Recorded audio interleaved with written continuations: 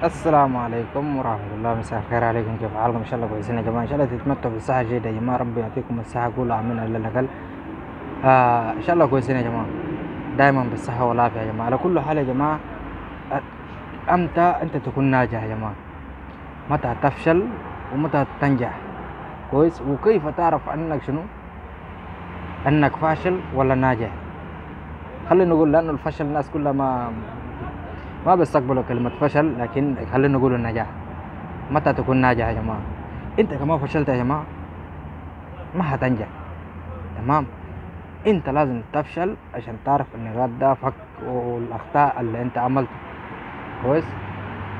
يعني انت لازم تعرف بعد ما تفشل، بتعرف انا عملت شنو كان لما فشلت، ولا الخطأ كان شنو، سبب الفشل كان شنو. يلا اذا بتبدا شنو من جديد. تبدا شنو يا جماعة؟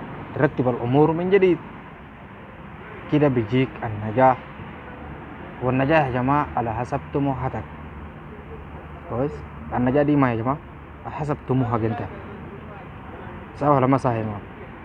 انت لما تكون يعني مثلا تكون واحد طموح، عندك طموحات عالية وتخطط للمستقبل أفضل يا جماعة، فعليك أن تعمل بالجهد يا جماعة. ما في حاجة كده تلقاها واقع يا جماعة، حاجة يجيك كده فوق بس من ربنا كده بوب كده، لا. حتى ربنا قال يا جماعة: لا يغير الله قوم إلا ما يغيروا شنو بأنفسهم. إذا أخطأت يا جماعة في الآية نصلحوها.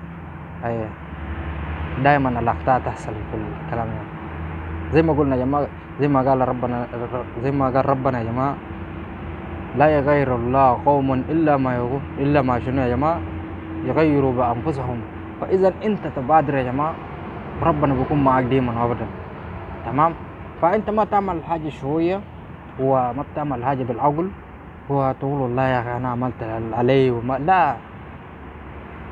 عليك أن تبذل كل ما لديك يا جماعة، عليك أن تبذل كل جهد ما عليك يا جماعة، بكل جهد والتفكير والتخطيط. تخطط يعني أنت عندك حاجة مشروع ما مخطط، بتريها على الهواء يا جماعة، صح ولا ما صح؟ كثيرون من بدأوا وكثيرون من شنو من فشلوا.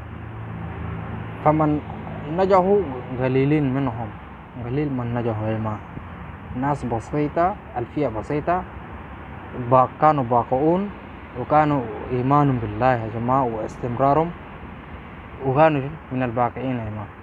فإذا عليكم يا جماعة دائما وأبدا يا جماعة، زي ما في المدرسة تكون طالب مجتهد بتلقى نصيبك.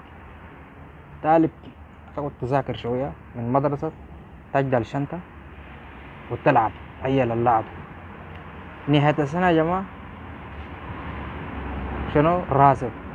هذا هو. فعليكم أن تجتهدوا. فدائما الثقة بالنفس يا جماعة، قالوا النجاح كن على الثقة بنفسك وبربك، فبترمي لقدام إن شاء الله. تحياتي.